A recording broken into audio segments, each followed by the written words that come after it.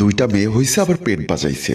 এটাও যদি মেয়ে হয় তাহলে এই সংসারের দায়িত্ব আমি নিতে পারবো না। ছেলের কথা শুনে আমার শাশুড়ি বলল, বৌমা তুমি যেহেতু জানো তোমার স্বামী পঙ্গু, তুমি আবার কোন সাহসে আর একটা বাচ্চা নেওয়ার সিদ্ধান্ত নিয়েছো? আমি তখন আমতা আমতা গলায় বললাম, আপনার বড় ছেলে বলেছে আগের দুটো যেহেতু মেয়ে হয়েছে তাই শেষ একটা যদি আল্লাহ ছেলে দেয়। সাথে সাথে আমার দেবর মুন্না বলল, আগের দুটো মেয়ে হয়েছে পরেরটা যে ছেলে হবে এটার গ্যারান্টি কি? আর তাছাড়া বড় ভাই এখন এক টাকা ইনকাম করে না, পুরো সংসার চলে আমার টাকায়। এখন আর একটা যে হচ্ছে ভোট, চিকিৎসা খরচ, ডেলিভারি খরচ, এগুলো কিন্তু আমি দিতে পারবো না। সাথে সাথেই তার পাশে বসা আমার দেবরের বউ রেশমি বলল, তোমাকে তো হাজারবার বলেছি চলো আমরা আলাদা বাসায় চলে যাই, প্রয়োজনে শ্বশুর শাশুড়ি দুজনকেও আমাদের সাথে নিয়ে যাব। তুমি তো ভাই দরদি, এখন এই সংসারে থাকলে সব বোঝা তোমার কাঁধে নিতে হবে। আমি তখন বললাম, আমার স্বামী পঙ্গু, তাই তো আমি বলেছিলাম আমি বাহিরে কোথাও চাকরি করি, কিন্তু আপনারা তো এই সংসারের কাজকর্ম করার জন্য আমাকে বাহিরেও যেতে দেন না। সাথে সাথে আমার শাশুড়ি বলল, মুন্না যেহেতু এই সংসারের সব খরচ দেয় তাই তার বউ কোনো কাজ করবে না, এটাই তো স্বাভাবিক। এখন তুমি বাহিরে কাজে গেলে তোমার এই দুটি মেয়ের দেখাশোনা, তোমার স্বামীর দেখাশোনা, এগুলা কে করবে?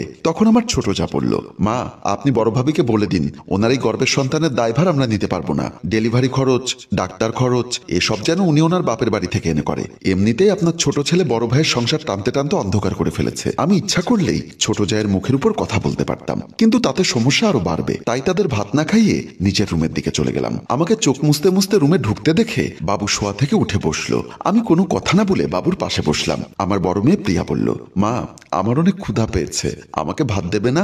সাথে সাথে আমি চেঁচিয়ে পড়লাম, যার বাপের ইনকাম নেই তারা তো খাই খাই করতে হয় না, তোদেরও তো ক্ষুধা লাগে কেন? বেশি ক্ষুধা লাগলে মাটি খা। আমার এমন কথা শুনে বাবু বলল, কি হয়েছে ইভা, তুমি ছোট বাচ্চাদের সাথে এরকম ব্যবহার করছো কেন? রাগটা যেন আমার আরো বেশি উগলে উঠলো। তাই কাঁদতে কাঁদতে বললাম, তোমার ইনকাম নেই, 2 টাকা এই সংসারে দিতে পারো না, জানিয়ে প্রতিনিয়ত আমাকে কথা শুনতে হয়। এখন ওদেরকে ভাত খাওয়ানোর জন্য ডাইনিং টেবিলে নিয়ে গেলাম। আমাকে দেখার সাথে সাথে তোমার ছোট ভাই বলল, দুটো মেয়ে সংসারে থাকতে আমি আর একটা বাচ্চা কেন নিলাম? তুমি বলো, এই বাচ্চা নেওয়ায় কি আমার বিন্দু পরিমাণ ইচ্ছা ছিল? তুমি বলেছো দুটো যেহেতু মেয়ে হয়েছে আল্লাহ যদি আর একটা ছেলে দেয়, কিন্তু এখন সব কথা শুনতে হচ্ছে আমাকে। বাবু তখন আমাকে সান্ত্বনা দিয়ে বলল, আচ্ছা এসব নিয়ে তুমি টেনশন করো না, আমি বাবার সাথে কথা বলবো, তুমি এখন ওদের খাবার দাও। বলেই বাবু আমার শ্বশুরের সাথে কথা বলার জন্য উঠে চলে গেল। আমার শ্বশুর তখন নিজের রুমে নামাজ পড়ছিল। বাবু খোঁড়াতে খোঁড়াতে ওনার রুমে গিয়ে খাটের উপর বসলো। আমার শ্বশুর তখন নামাজ পড়া শেষ করে জায়নামাজের পাটি গোছাতে গোছাতে বললেন, কিছু বলবি কি? বাবা কথাটা আমি বলতে চাইনি, কিন্তু আজ বলতে বাধ্য হলাম। কি কথা? রোড অ্যাক্সিডেন্টে আমার পা যাওয়ার আগে কি আমি এই সংসারের দায়িত্ব নেইনি? মুন্নার লেখাপড়ার খরচ থেকে শুরু করে এই সংসারের যাবতীয় খরচ কি আমি বহন করতাম না? সবই তো ঠিক আছে, এখন কি হয়েছে সেটা বল। আজ নাকি তোমাদের বউ তোমাদের নাতিকে ভাত খাওয়াতে গেলে মুন্না এবং তার বউ সাথে আমার মাও তোমার বউকে যাতা বলেছে। আমার শ্বশুর তখন বলল, বাবা রে, অতীতে তুই যাই করিস, কিন্তু বর্তমানে যখন তুই উপার্জনে অক্ষম হয়ে গেছিস আর মুন্নার ইনকামে যেহেতু এই সংসার চলছে, তাই তার এবং তার বউয়ের দুটো কথা তোদের সহ্য করা উচিত। বাবা আমি উপার্জনে অক্ষম বলে ওরা যখন তখন যা খুশি আমার বউ বাচ্চাকে বলবে, সেটা আমি কিভাবে সহ্য করব? সহ্য না করে কি কোনো উপায় আছে? এখন যদি মুন্না এবং তার বউ আলাদা হয়ে যায় তাহলে তুই চলবে কিভাবে? তার উপর তোরা আর একটা ভুল করেছিস, আর একটা সন্তান নিয়ে। এই কাজটা তোরা ভালো করিসনি। বাবার কাছে কোনো বিচার না পেয়ে শেষ পর্যন্ত বাবু বলল, তাহলে এ ব্যাপারে তোমারও কিছু বলার নেই। এই তো অ্যাক্সিডেন্টে তুই পা হারিয়ে অক্ষম হলি, আর বয়সের কারণে আমিও উপার্জনে অক্ষম হলাম। আমি যদি এই সংসারে কিছু দিতে পারতাম তাহলে আমার কথাটা ওরা মানত। এখন আমি নিজেই চলি মুন্নার উপর। ঠিক আছে বাবা, এই যদি তোমাদের সিদ্ধান্ত হয় তাহলে আমার সে সিদ্ধান্তটা শুনে রাখো। আমি কালই আমার বউকে নিয়ে যেদিকে দুচোখ যায় সেদিকে চলে যাব। বলেই বাবু চলে আসলো। আমি তখন রুমের মধ্যে আমার 2 মেয়েকে ভাত খাওয়াচ্ছিলাম। এমন সময় বাবুকে আসতে দেখে বললাম, বাবা কি বলেছে? আমি পা হারিয়ে অক্ষম আর উনি বয়সের কারণে অক্ষম, তাই এখানে ওনারও বলার কিছু নেই। এখন কি সিদ্ধান্ত নিয়েছো? আমরা কাল সকালেই বাড়ি ছেড়ে চলে যাব। কোথায় যাবে? দেখো এই ভা, আল্লাহর উপর ভরসা আছে, রিজিকের মালিক আল্লাহ। এই সংসারে উঠতে বসতে এত সব কথা শোনার চাইতে আমরা কোনো আলাদা বাসা নিয়ে থাকবো, প্রয়োজনে একবেলা উপোস থাকবো, আর একবেলা যা পাই তাই খাবো। কিন্তু সংসার চলবে কিভাবে? এখন ব্যাটারি চালিত রিক্সা বের হয়েছে, আমার মতো অনেক পঙ্গু মানুষ এখন সেই রিক্সা চালিয়ে সংসার চালাচ্ছে। আশা করি আল্লাহ তাআলা একটা ব্যবস্থা করবেন। পরদিন সকালবেলা আমরা যখন চলে যাচ্ছিলাম তখন দেখলাম ড্রয়িং রুমে বসে আছে আমার শ্বশুর শাশুড়ির সাথে মুন্না এবং তার স্ত্রী রেশমি। আমি মেয়ে দুটোকে হাতে ধরে অন্য হাতে কাপড়ের ব্যাগ নিয়ে বাবু সহ ড্রয়িং রুমে আসলাম। বাবু বাবার উদ্দেশ্যে বলল, বাবা আমরা চলে যাচ্ছি।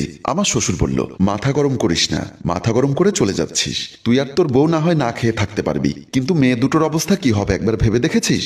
সাথে সাথে আমার শাশুড়ি বলল, হ্যাডাম ছাড়া মানুষের দেমাগ বেশি, 2 দিন পরে দেখবে উপোস থাকতে থাকতে সহ্য করতে না পেরে আবার এসে এখানে ঢুকবে। মায়ের কথার সাথে তাল মিলিয়ে মুন্না বলল, এবার ফিরে আসলে আমি কিন্তু তাদের দায়িত্ব নিতে পারবো না। আমার খেয়ে আমার পরে আমি 2 কথা বললে সহ্য করতে পারবে না? আমি কি ঠেকায় পড়েছি?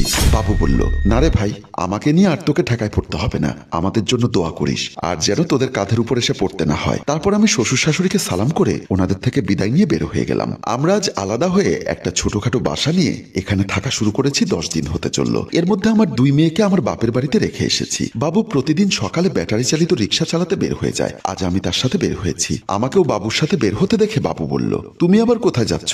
তোমার একার ইনকামে সংসার চালাতে কষ্ট হচ্ছে, তাই আমি সিদ্ধান্ত নিয়েছি আমি একটা টিউশনি করাবো। তুমি এই অবস্থায় টিউশনি করাবে? তোমাকে টিউশনি কে দিবে? এ নিয়ে তোমাকে টেনশন করতে হবে না।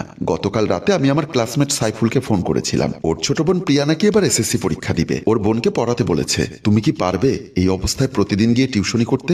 আশা করি আমি আরো 2 মাস এই পেট নিয়ে হাঁটাচলা করতে পারবো। অন্তত এই 2 মাস টিউশনিটা করি, তাতে তোমার যদি একটু উপকার হয়। আমার কথা শুনে বাবুর চোখে জল চলে আসলো। সে কাঁদো কাঁদো গলায় বলল, আমার সাথে সাথে তোমার জীবনটাকেও আমি শেষ করে দিয়েছি। আমি তার চোখের জল মুছে দিয়ে বললাম, ভাগ্যের উপর কারো হাত নেই, আল্লাহ যা ভালো মনে করেছেন তাই করেছেন। এখন চলো, তোমাকে রিকশায় বসিয়ে দিয়ে আমি আমার ফ্রেন্ড সাইফুলের বাসায় যাব। তারপর আমরা দুজন বের হয়ে গেলাম। আমি সাইফুলের বাসার সামনে এসে কলিং বেল টিপলাম। একটা মেয়ে এসে দরজা খুলে দিল।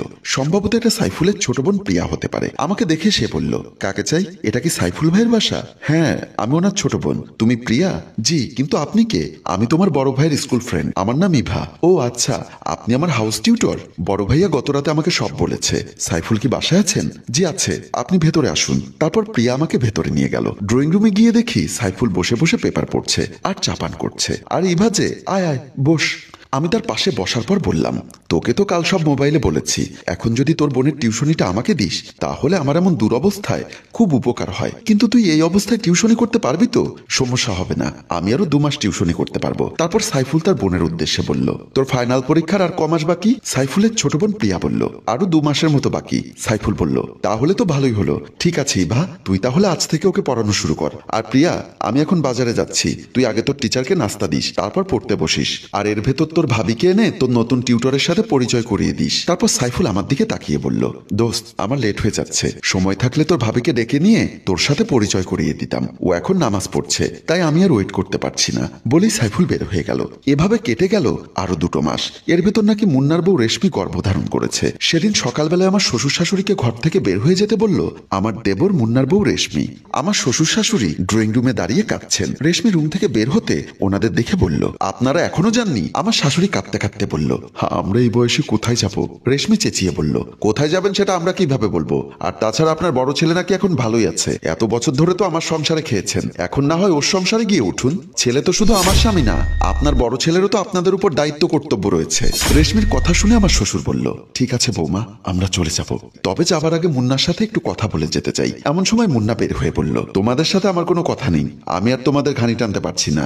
এখন নাকি বড় ভাই লাইনে পড়েছে, এই কমাস তাদের ওখানে গিয়ে থেকে এসো। আমার গর্ভ অবস্থায় নিজে চলতে কষ্ট হয়, তার উপর আপনাদেরকে রান্না বান্না করে সেবা যত্ন করা আমার পক্ষে সম্ভব না।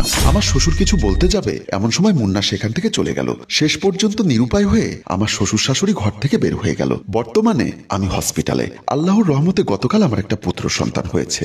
বাবু আমার পাশে দাঁড়িয়ে সেই পুত্র সন্তানকে আদর করছে। আমি চোখ খুলতেই বাবু বলল, দেখেছো ইভা, আমি বলেছিলাম না এবার আমার ছেলে সন্তান হবে? আল্লাহ আমার ডাক শুনেছেন। বাবুর কথা শুনে খুশিতে আমার চোখ বেয়ে জল গড়িয়ে পড়ল। এমন সময় দেখলাম আমার শ্বশুর শাশুড়ি হসপিটালে আসলেন। ওনাদের দেখে বাবু বলল, মা বাবা তোমরা এসেছো, অনেক খুশি হয়েছি, এই দেখো আমার একটা ছেলে হয়েছে। আমার শাশুড়ি কাঁদতে কাঁদতে বললেন, বাবারে, তোর বাবা কি আর মুন্নাকে ঘর থেকে বের করে দিয়েছে? ওর বউ এখন গর্ভবতী, তাই নাকি সে আমাদের জন্য রান্না বান্না করতে পারবে না। আমরা নিরুপায় হয়ে তোদের খবর নিতে নিতে এখানে চলে আসলাম। আমি তখন শাশুড়ির উদ্দেশ্যে বললাম, মা, আপনাদের আর ওই ঘরে যেতে হবে না। আল্লাহর রহমতে আপনার ছেলে এখন অটো চালিয়ে ভালো টাকা ইনকাম করে, আমিও কয়েকটা টিউশনি করি। আপনারা এখন আমার 2 মেয়ে আর 1 ছেলেকে নিয়ে খেলা করবেন আর ইবাদত বন্দেগী করবেন। খুশিতে আমার শাশুড়ি আমাকে জড়িয়ে ধরলেন। হ্যালো ভিউয়ার্স, কথায় আছে রিজিকের মালিক আল্লাহ, তাই আল্লাহ সহায় থাকলে মানুষ কখনো না খেয়ে থাকে না। আমাদের গল্পটি সম্পর্কে আপনাদের মতামত কমেন্ট বক্সে লিখে জানান।